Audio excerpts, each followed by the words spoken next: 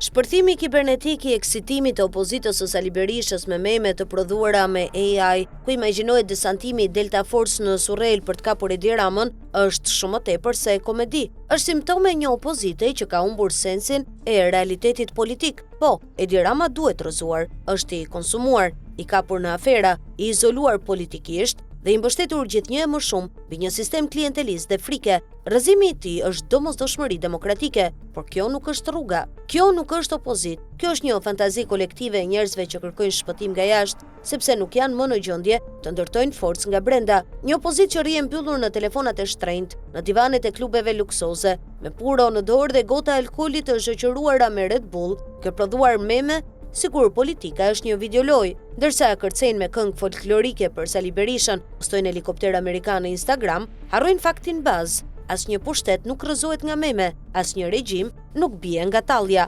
Opozita e Venezuelës, që nga viti 1999 është përballur me një regjim real ushtarak, me dhunë, me paramilitar, me mbështetje direkte nga Rusia, Kina, Kuba dhe Irani, ka paguar çmim real, ka patur të burgosur politik, disident dhe lider në internim, vetëm pasi ndërtoi bazë popullore dhe legjitimitet politik, kërkoi mbështetje ndërkombëtare, ndërsa opozita shqiptare kërkon desant falas nga Donald Trump, pasi ka sulmuar SBA-n për vite me radhë, ka fyer partnerët perëndimor dhe vazhdon të mbrojë një lider të shpallur në ngrata. Kjo nuk është strategji, është vetposhtërim. Amerikanët nuk rrëzojnë lider për qefin e opozitave të dështuara, ta ndërhyjnë vetëm kur u del përpara një rrezik real strategjik. Edi Rama nuk është rrëzuar sepse përballë tij nuk ka një alternativë serioze. Rama bie vetëm nga politika reale, nga një opozite e besueshme, me lider pa korrupsion, pa barë të vjetër dhe pa nevojë për kostume Gucci dhe parfume të shtrenjta që maskojnë zbrastim politike. Kjo farsë me Delta Force nuk e dobëson Ramën,